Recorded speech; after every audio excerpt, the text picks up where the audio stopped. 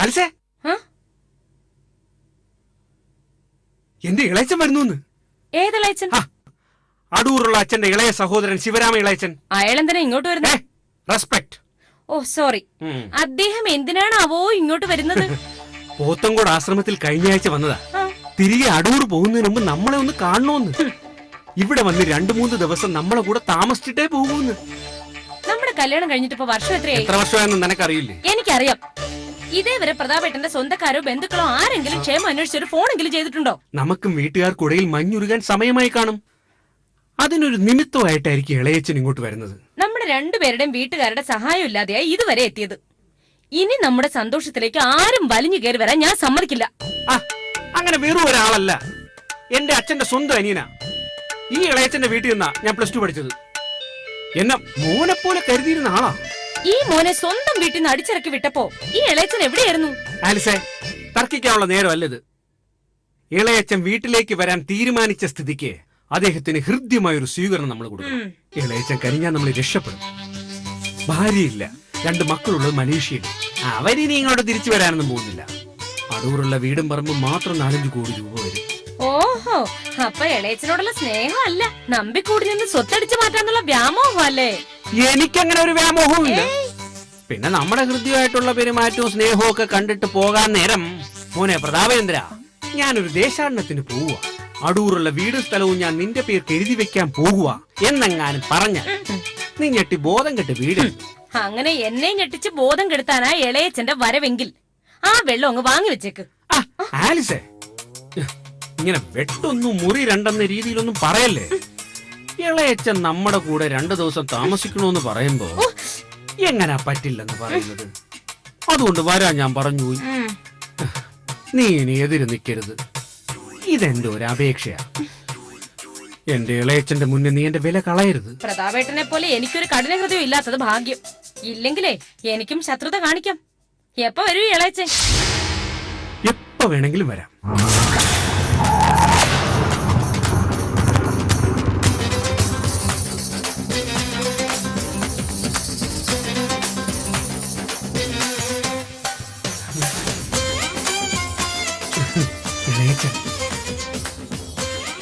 എത്രയാ ചാർജ്?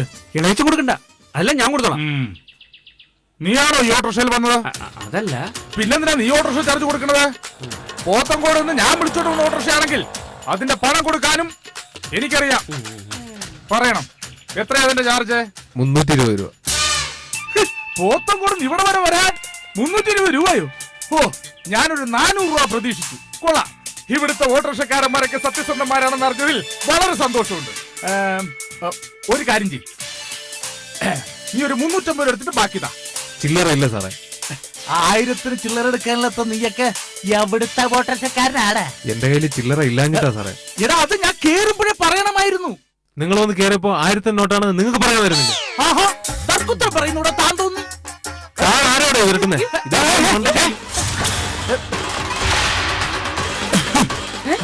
ഞാനിവിടുത്തെ സ്ഥലം ബഹളം വെക്കരുത്. അയാൾ പറഞ്ഞത് കേട്ടില്ലേ സാറേ? ഏതാ ഈ പറഞ്ഞ കളവൻ? കിളവൻ നിന്റെ തന്ത. I am C60. ആലിസ്, നീ ഇപ്പോ ഒരു 350 രൂപ എടുത്തുണ്ടോ? പോ.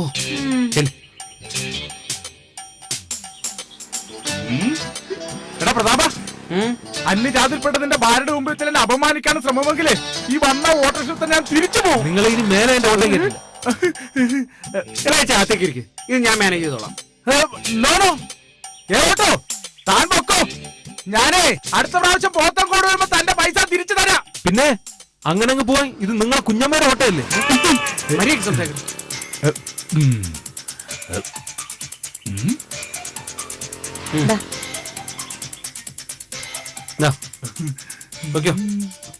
എവിടെയെങ്കിലും വെച്ച് എനിക്ക് കിട്ടും.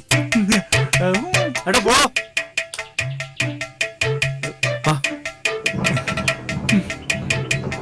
എന്തിനാണ് ഇളയച്ചൻ വഴക്കുണ്ടാക്കാൻ പോയത്? അവരൊന്നും വിവരമില്ലടാ, കൾച്ചർലെസ്. പക്ഷെ നീ എന്നോട് കാണിച്ചത് കൊടി അപരാധമായി. അടൂര് കോടികളുടെ ആസ്തിയുള്ള മക്കളെല്ലാം വിദേശത്ത് താമസമാക്കിയ ഈ ശിവരാമ അയ്യരെ നീ അപമാനിച്ചു. എന്റെ കയ്യിലെ ഈ 1000 ഇപ്പൊ എന്താ വില? It's A paper. അങ്കിള് ക്ഷമിക്കണം, ഞങ്ങൾ പൈസ കൊടുത്തത് ബുദ്ധിമുട്ടായെങ്കിൽ അതിങ്ങ് തന്നേക്കൂ. 1000 ചേഞ്ച് ഞാൻ തന്നോളാം. നീ ഇവന്റെ ഭാര്യ ആയതുകൊണ്ട് മാത്രം ഈ അവിവേകം ഞാൻ ക്ഷമിക്കുന്നു. മേലിൽ ഇത് ആവർത്തിക്കും. ഞാനെടുത്തോളാം.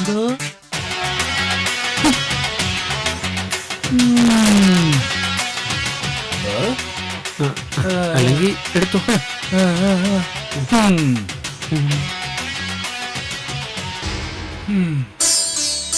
എനിക്ക് മാർഗദർശിയായ എന്റെ ജ്യേഷ്ഠ, അങ്ങേക്ക് പ്രണാമം.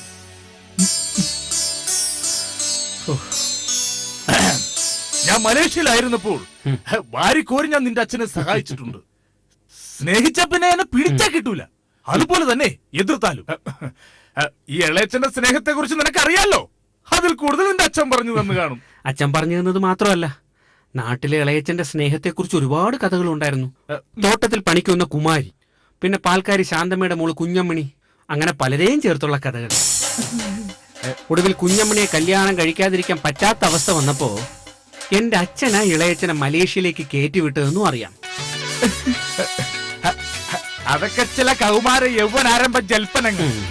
അതിൽ നിന്നൊക്കെ ഞാൻ മോചിതനായി, സർവസംഘ പരിത്യാഗിയായി, അടിമുടി ഞാൻ മാറി. ആത്മീയ ജീവിതത്തിന് ചുറ്റവട്ടങ്ങളാ ഇപ്പൊ എന്നെ നയിക്കുന്നത്. ഭൗതിക സൗകര്യങ്ങളും ശാരീരിക സുഖങ്ങളും ഒക്കെ കേവലമായി ചില തോന്നലുകൾ മാത്രമാണെന്നാണ് തീർത്ഥാടനങ്ങൾ കൊണ്ട് ഞാൻ മനസ്സിലാക്കിയിരിക്കുന്നത്. ചായ. പ്രതാപ, ഞാൻ സംഭാരമേ കുടിക്കൂ എന്ന് എനിക്ക് അറിഞ്ഞൂടെ? ഇളയച്ചൻ മാറിയെന്ന് പറഞ്ഞിട്ട് എന്റെ സ്വഭാവമേ മാറിയിട്ടുള്ളൂ, എന്റെ ശീലങ്ങളൊന്നും മാറിയിട്ടില്ല. എനിക്ക് സംഭാരം മതി. അത്രയ്ക്ക് നിർബന്ധമാണെങ്കിൽ ഞാൻ പുറത്തു പോയി വാങ്ങിച്ചു വരാം. നിനക്ക് നാണമില്ലേടാ? ഈ നിൽക്കുന്ന ഭാര്യയുടെ മുഖത്ത് നോക്കി കുറച്ച് സംഭാരം ഉണ്ടാക്കി എന്റെ ഇളയച്ചിന് കൊടുക്കൂ എന്ന് ആജ്ഞാപിക്കേണ്ടതിന് പകരം സംഭാരം വാങ്ങാൻ വേണ്ടി മേച്ചം.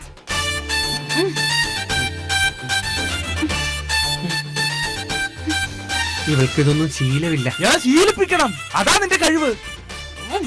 അല്ലാതെ ഭാര്യയുടെ താരത്തുമ്പോ കെട്ടിത്തൂക്കി നടക്കലല്ല നിന്റെ ജോലി. ഒന്നുമില്ലെങ്കിൽ നീ ഒരു എസ് ഐ അല്ലേടാ. ഭാര്യയെ നിലക്ക് നിർത്തണം. പെങ്കോന്തനായിപ്പോയാ പിന്നെ തീർന്നു. നിക്ക്. ഞാൻ ഈ വീട്ടിൽ ആദ്യമായി വന്നത് കൊണ്ടും ഇവന്റെ ഭാര്യ ആദ്യമായിട്ട് എനിക്കൊരു ചായ ഉണ്ടാക്കി തരുന്നത് കൊണ്ടും ഞാൻ കുടിക്കാം.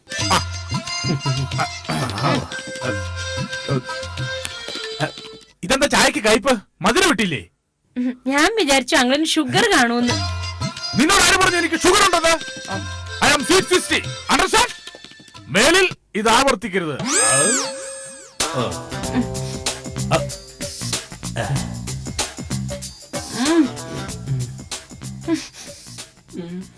നീ തറവാട്ടിലേക്ക് മടങ്ങിപ്പോണം. അമ്മ എന്നെ അടിച്ചിറക്കും. എടാ, ഞാനും കൂടെ ഇടപെട്ട് പ്രശ്നങ്ങൾ തീർക്കാം. ഓ, ഇളയച്ച ഇടപെട്ടാണല്ലോ പ്രശ്നം ഇത്രയും വഷളാക്കിയത്. അന്ന് എന്റെ കൂടെ നിന്നിരുന്നെങ്കിൽ ഞാൻ ഇവളെയും കൂട്ടി തറവാട്ടി താമസിച്ചാണ്. എടാ, അന്നൊരു കാരണപ്പെട്ട സ്ഥാനത്ത് നിന്ന് നിന്നെ എതിർക്കേണ്ടത് എന്റെ ഉത്തരവാദിത്തമായിരുന്നു. പണ്ടത്തെ സിനിമയിലൊക്കെ നീ കണ്ടിട്ടില്ലേ? അന്നത്തെ കാരണവന്മാര് ഒരു വക അംഗീകരിക്കല. നിന്റെ കല്യാണ സമയത്ത് 6 ഓളായിരുന്നു എനിക്ക്. ഇനിയിപ്പോ തറവാട്ടിലേക്ക് തിരിച്ചു പോകുന്ന കാര്യം ചിന്തിക്കുന്നില്ല. ഞാൻ ഇനി ഇളയച്ചന്റെ കാര്യങ്ങളൊക്കെ നോക്കി അടൂരങ്ങ് കൂടിയാലോ എന്ന് ആലോചിക്കാം. അതുമല്ല, എനിക്കൊരു കൂട്ടാകുമല്ലോ. പിന്നെ എന്റെ കാലശേഷം നിനക്ക് എന്റെ പേരിലുള്ള സ്ഥലത്ത് നിന്നും ഒരു 5 സെന്റ് കുടിയുറപ്പവകാശമായിട്ട് തരികയും ചെയ്യാം. കുടികടയൊന്നും അല്ലടാ, കുടികടപ്പവകാശം. നീ എന്താ ചിരിക്കുന്നത്? കാരണവന്മാരുടെ മുമ്പിൽ ഒന്ന് ചിരിക്കാൻ പോയിട്ട് ഒന്ന് മുമ്പിൽ വരാൻ പോലും ധൈര്യപ്പെടില്ല തറവാട്ടിൽ പിറന്ന പെണ്ണുങ്ങള്. അങ്കിള് ക്ഷമിക്കണം, ഞാൻ തറവാട്ടിലല്ല കോട്ടയം മെഡിക്കൽ കോളേജിലാ പിറന്നതേ കോളേജിൽ. അതിന്റെ അഹങ്കാരമാ നിന്റെ മുഖത്ത് എഴുതി വെച്ചേക്കണത്. നിനക്ക് എവിടുന്ന് കിട്ടിയടാ ഈ സാധനത്തിന്? ഇതിനേക്കാൾ എത്രയോ ഭേദമായിരുന്നു നമ്മുടെ തറവാട്ടിൽ പുലരിയാൻ വന്ന കുഞ്ചിയുടെ മോൾ. പ്രതാപ, നീ ഇവിടെ ഇപ്പോഴേ നിലക്ക് നിർത്തിയില്ലെങ്കിൽ നിനക്കത് ദോഷമാ. ആ, ഞാൻ ഇനി ഒരാഴ്ച ഇവിടെ ഉണ്ടല്ലോ. നിന്റെ കുടുംബജീവിതം ഞാൻ ശരിയാക്കി തരാം. ആ, എവിടെ എന്റെ മുറി? നടന്നാട്ടെ, വരൂ. എവിടുന്ന് കുറ്റിയും പറിച്ചോണ്ട് വരുന്നുണ്ടോ? ഈ ഇളയച്ചൻ ഒരു നടക്ക് പോവൂല. പ്രതാപേട്ടൻ ചെന്ന് വിളിക്ക്. ഉറക്കത്തിനിടെ ശല്യം ചെയ്യുന്നത് ഇളയച്ചന് ഇഷ്ടമല്ല. എഴുന്നേറ്റ് വരുമ്പോ കൊടുത്താ മതി.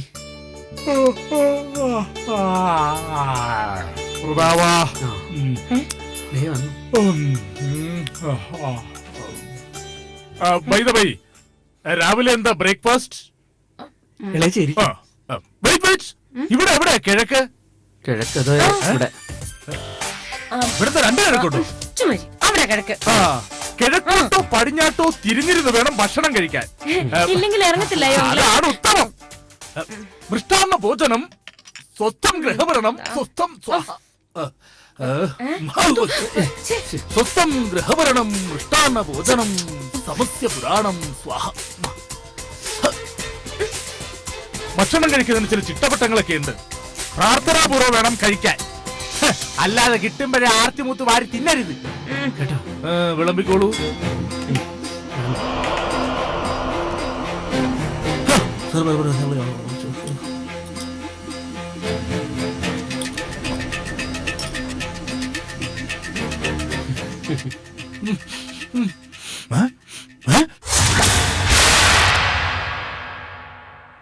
ഇതെന്താ ഉണക്കച്ചപ്പാത്തിയും വെജിറ്റബിൾ കറിയോ?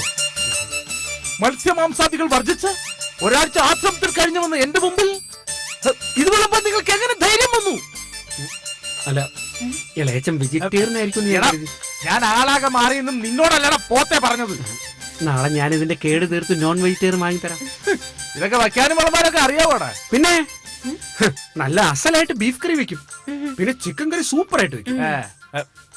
ഇപ്പൊ ഏത് പൊട്ടക്കടനും ചിക്കൻ കറിയൊക്കെ വയ്ക്കാൻ അറിയാം. എന്താടി വെച്ചു നിന്റെ പേര്? ആലീസ്. അപ്പനും അമ്മക്ക് എന്ത് ചെയ്യണു? അപ്പന് ഫൈനാൻസ് ബാങ്കാ.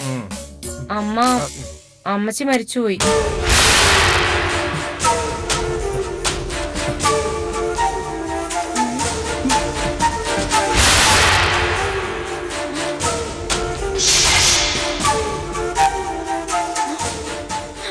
അമ്മയില്ലാത്ത കുട്ടിയായിരുന്നോ മോളെ? അമ്മ ഉണ്ടായിരുന്നു, മരിച്ചുപോയതാ. ഓ ഗോഡ്, അമ്മയില്ലാത്ത നിന്നെ ഞാൻ ഇത്രയും നാളും വേദനിപ്പിച്ചു. I am sorry, really sorry my doctor.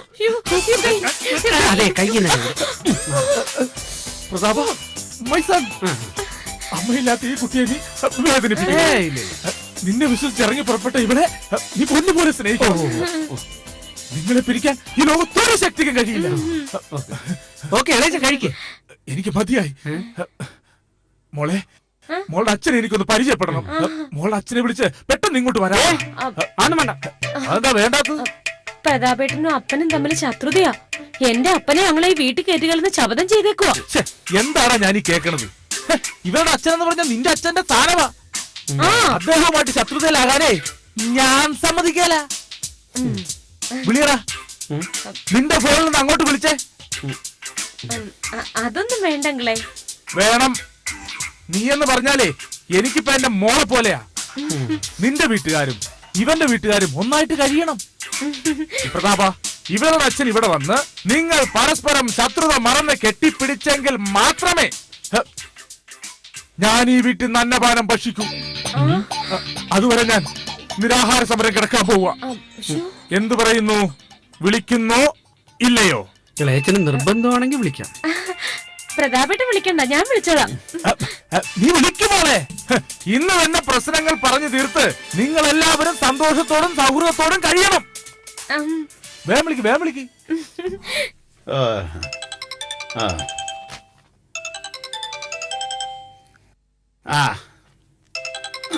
Hello. മോളെ, എന്താടി ഈ നേരത്ത്? അപ്പൻ അത്യാവശ്യമായിട്ട് വീട് വരെ ഒന്ന് വരണം. ഇപ്പൊ വന്നാൽ എങ്ങനെയാ? പ്രതാപേന്ദ്രനില്ലേ അവിടെ? ഉണ്ട്, അതുകൊണ്ടാ വരാൻ പറഞ്ഞേ. നീ എന്നെ കൊലക്കി കൊടുക്കാനാണോടി? അതല്ല, പ്രതാപേട്ടന്റെ ഇളയച്ചൻ ഇവിടെ വന്നിട്ടുണ്ട്.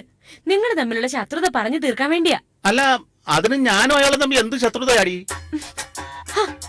അങ്ങേരുമായിട്ടുള്ളതല്ല, അപ്പനും പ്രതാപേട്ടനുമായിട്ടുള്ളത്. ഈ പ്രശ്നം ഇങ്ങനെ അങ്ങ് തീരുമെങ്കിൽ തീരട്ടെ. അപ്പൻ ജോണിക്കുട്ടിയും കൂട്ടി വേഗം ഇങ്ങ് വാ. അതിന് ജോണിക്കുട്ടി ഇവിടെ ഇല്ല. എവിടെ പോയി? അവനെ പുതിയ ലോറിയുടെ ചേസിന് കാശ് കൊടുക്കാൻ പോണ്ടിച്ചേരിക്ക് പോയിരിക്കുക. എന്നാ സമയം കളയാതെ അപ്പൻ ഇങ്ങ് വാ. ഇതില് എന്തെങ്കിലും കെണി ഉണ്ടോടി മോളെ? വിളിച്ചു വരുത്തിയിട്ട് തെറി പറയാനോ മറ്റോ ആണോ? അപ്പൻ ധൈര്യമായിട്ട് ഇങ്ങ് വാ. ഇന്നത്തോടെ എല്ലാ പ്രശ്നങ്ങളും തീർത്ത് നമുക്ക് ഒരു കുടുംബം പോലെ കഴിയാം. അല്ല, ഉള്ളതാണല്ലോ അല്ലേ? 100% ഉറപ്പ്. ഞാനല്ലേ പറയുന്നേ. എന്നാ പിന്നെ ദേഹത്തൊരു ഇത്തിരി വെള്ളം ഒഴിക്കണ താമസം. ഞാനിതാ എത്തി.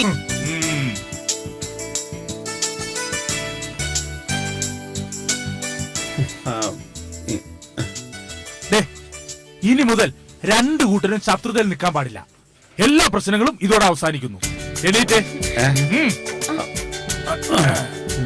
രണ്ടുപേരും കൈകൊടുത്തേ. ചേക്കാൻ കൊടുക്ക്.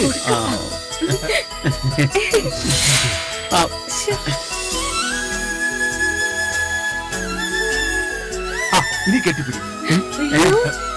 കെട്ടിപ്പിടിക്കേ. എനിക്ക് വയ്യ.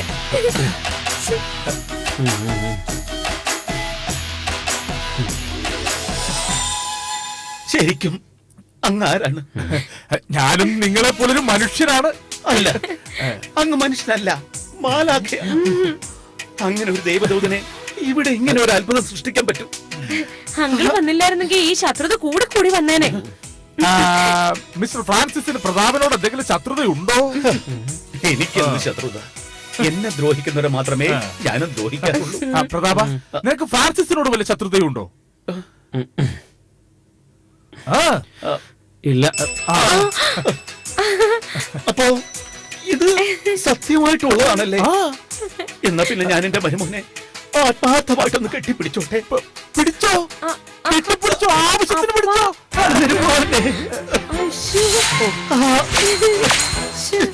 Okay okay.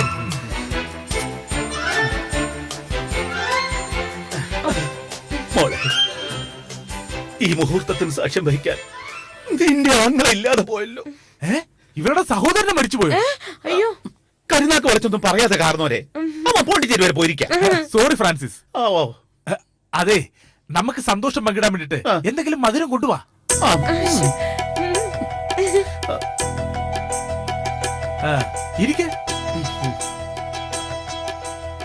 ഇരിക്ക് ഫ്രാൻസിസേ. ഫ്രാൻസിസിന്റെ മോള് ഞാൻ ഉദ്ദേശിച്ചേക്കാൾ മിടിക്കുക. അല്ലെങ്കിൽ ഞങ്ങളെപ്പോലുള്ള പാരമ്പര്യവും തറവാടുത്തമുള്ള കുടുംബത്തിൽ നിന്ന് ഒരു ചെറുക്കനെ വളച്ചെടുക്കില്ലല്ലോ. എന്റെ മോളല്ല, നിങ്ങളുടെ ചെറുക്കനാ എന്റെ മോളെ വളച്ചെടുത്തത്. അങ്ങനെ പെണ്ണുങ്ങളെ വളയ്ക്കുന്ന പാരമ്പര്യമൊന്നും ഞങ്ങളുടെ കുടുംബത്തിൽ ഇല്ല. കുടുംബ മഹിമയൊന്നും പറയണ്ട. നാട്ടിൽ സകല പെണ്ണുകേസും ഉണ്ടാക്കിയിട്ട് രാഖി രാമായണം മലേഷ്യക്ക് പോയ താൻ എന്നെ മോളെ വിലയിരുത്തൊന്നും വേണ്ട. കണ്ണും കൈയും കാണിച്ച് എന്റെ ചെറുക്കനെ വളച്ചോണ്ട് പോയിട്ട് തോന്നിയ ദിവസം പറയുന്നൂടാ പറട്ടെ മാപ്പിള. എട്ടും പൊട്ടും തിരിയാത്ത എന്റെ കൊച്ചിനെ പറഞ്ഞു മയക്ക് വീട്ടിൽ നിന്ന് ഇറക്കിക്കൊണ്ട് പോയാ ഇവനാണോ പറട്ടെ? അതിന് ചൂട്ട് പിടിച്ചു കൊടുത്ത താനും തന്റെ കുടുംബക്കാരും അതിനേക്കാളും വലിയ പറട്ടോ. എന്റെ വീട്ടിൽ കയറി എന്നെ ചീത്ത പറയണം.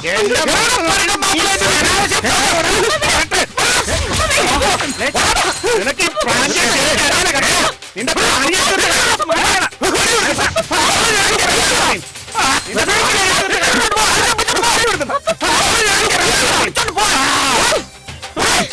നിന്റെ എന്റെ ആശ്രമത്തിലെ സ്വഭാവം ഞാൻ ഇറക്കി വെക്കും.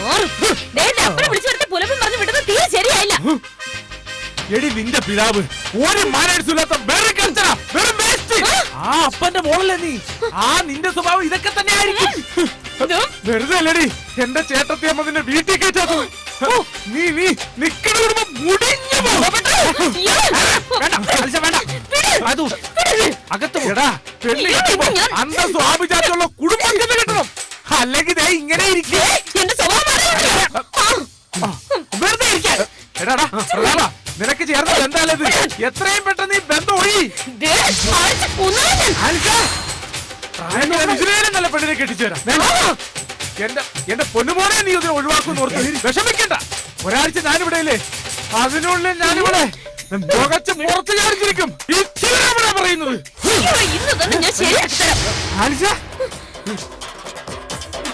ഇയാളിത് എന്തോന്ന് ഭാവിച്ചോണ്ടാ? എന്റെ അമ്മച്ചി ഇളയച്ച നമുക്ക് പണിയാവും. അതിനൊരു സംശയം വേണ്ട. ഇയാള് കാരണം എന്തൊക്കെ പ്രശ്നം ഉണ്ടായാലും അത് പ്രതാപമായിട്ട് തന്നെ അനുഭവിച്ചോളാം.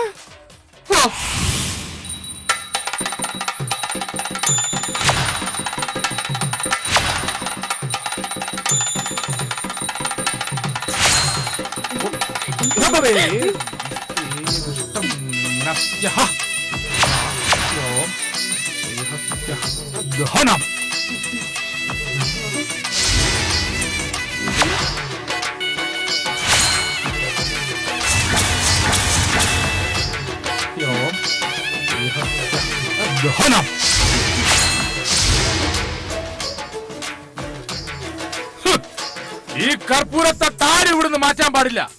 എന്തോ ഇതൊക്കെ? ആരെങ്കിലും തൊട്ടാൽ 15 ദിവസത്തിനകം അവനെ ഭ്രാന്ത് പിടിക്കും.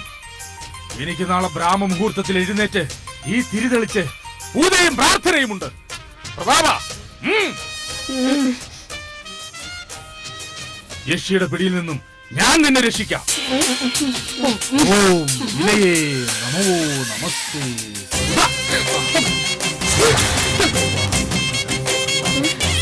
ഓം വിഘ്നേശ്വര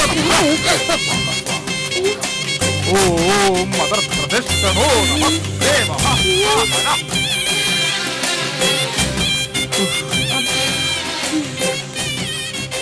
ഭദ്രകാളി സേവയാ. നിന്നെ എവിടുന്ന് പറപ്പിക്കാനാണെന്ന് തോന്നുന്നു. ഇതൊരു ബാധ്യതയാവും. എത്രയും പെട്ടെന്ന് ഒഴിപ്പിക്കുന്നതാ ബുദ്ധി. ഇല്ലെങ്കിൽ ഇളയച്ചന്റെ പേരിൽ നമ്മൾ അടിച്ചു പിരിയേണ്ടി വരും. അങ്ങനെ അങ്ങ് ഇറക്കി വിടാൻ പറ്റൂ? എന്റെ ഇളയച്ചനായി പോയില്ലേ? പ്രതാപേട്ട സമ്മതിച്ചാൽ നിഷ്പ്രയാസം ഞാൻ ഇള ഒഴിപ്പിച്ചു തരാം. അതെങ്ങനെ? പദ്ധതി എന്താണെന്ന് നടപ്പിലാക്കി കഴിഞ്ഞു പറയാം. ജീവന് ശരീരത്തിന് കുഴപ്പം വരാത്ത എന്തിനും ഞാൻ സമ്മതിച്ചിരിക്കുന്നു. എന്തൊക്കെയാണോ എന്തോ.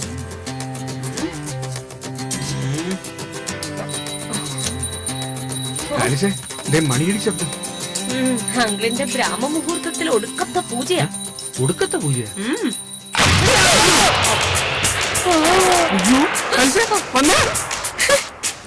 അയ്യോ അയ്യോ എനിക്ക് രക്ഷപ്പെടണേ. അയ്യോ എനിക്ക് രക്ഷപ്പെടണേ. അയ്യോ അവളെ ബോംബ് വെച്ചേ. എനിക്ക് രക്ഷപ്പെടണേ. അയ്യോ അയ്യോ എനിക്ക് രക്ഷപ്പെടണേ. എന്നെ ബോംബ് വെച്ച് താഴ്ത്തേ. അയ്യോ എന്റെ ദൈവമേ. അയ്യോ അതെ. അയ്യോ.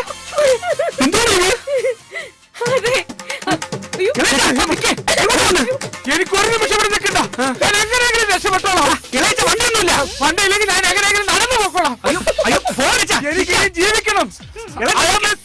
അയ്യോ.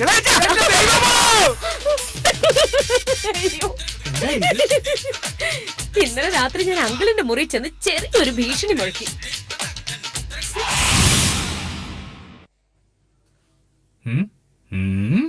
അങ്കിൾ എന്നോട് ക്ഷമിക്കണം. ദുഷ്ടരായ എന്റെ അപ്പനും ആങ്ങളെയും ചേർന്ന് ഒരു തീരുമാനം എടുത്തിരിക്കുക. നാളെ നേരം വെളുക്കുന്നതിന് മുമ്പ് ഇവിടുന്ന് സ്ഥലം വിട്ടില്ലെങ്കിൽ അങ്കിളിന് ബോംബെറിഞ്ഞ് കൊല്ലുന്നു. അങ്കിളിന്റെ ജീവൻ രക്ഷിക്കാൻ വേണ്ടി ഞാൻ പറയാ, എത്രയും പെട്ടെന്ന് രക്ഷപ്പെട്ടോ. എനിക്കാരും പേടിയൊന്നുമില്ല. നിന്നെ ഇവിടുന്ന് ഓടിച്ച് പ്രതാപന് മനസ്സമാധാനം കൊടുക്കാതെ ഞാൻ ഇവിടുന്ന് പോവില്ല. ഞാൻ പറയാനുള്ളത് പറഞ്ഞു. എന്റെ അപ്പ ഫോൺ വിളിച്ച് ഇപ്പോഴും കൂടി പറഞ്ഞു, രാവിലെ അങ്കിളിന്റെ ഒരു മുന്നറിയിപ്പായി ഈ വീട്ടിലൊരു ബോംബ് പൊട്ടുന്നു. എന്റെ അപ്പനും ആങ്ങളെയും ഇതിനു മുമ്പ് ഇവിടെ ബോംബ് വെച്ചിട്ടുണ്ട്. അതുകൊണ്ട് അവര് പറഞ്ഞതാ. പുലർച്ചെയുള്ള മുന്നറിയിപ്പ് ബോംബ് പൊട്ടിയിട്ടും അങ്കിള് പോകാൻ തയ്യാറായില്ലെങ്കിൽ അങ്കിളിനെ പിടിച്ചേറ്റ് ബോംബ് വെക്കും. എന്നെ അങ്ങനെ വരട്ടാനൊന്നും നോക്കണ്ട. ഇനി അങ്കിളിനെ ദൈവം രക്ഷിക്കട്ടെ. പിന്നെ നമ്മള് വിഷുവിന് വാങ്ങിയ ഓലപ്പടക്കമില്ലേ, മോൾക്ക് ശബ്ദം കേൾക്കുന്നത് പേടിയാണെന്ന് പറഞ്ഞ് മാറ്റിവെച്ചത്, അതിൽ നിന്ന് ഒരെണ്ണം എടുത്ത് ഞാൻ ഈ കർപ്പൂരത്തട്ടിൽ ഒളിപ്പിച്ചു വെച്ചു. രാവിലെ അങ്കിൾ ഇതിൽ ദീപം കത്തിച്ചപ്പോ ഓലപ്പടക്കം. എന്നാലും ഇത്തിരി കടുപ്പായി പോയി. നമ്മുടെ കുടുംബജീവിതത്തിലേക്ക് ഇങ്ങനെ നുഴഞ്ഞു കയറി വരുന്ന വിഷജന്തുക്കളെ ഓടിക്കാൻ കുറച്ച് കടുങ്കയൊക്കെ ആവാം.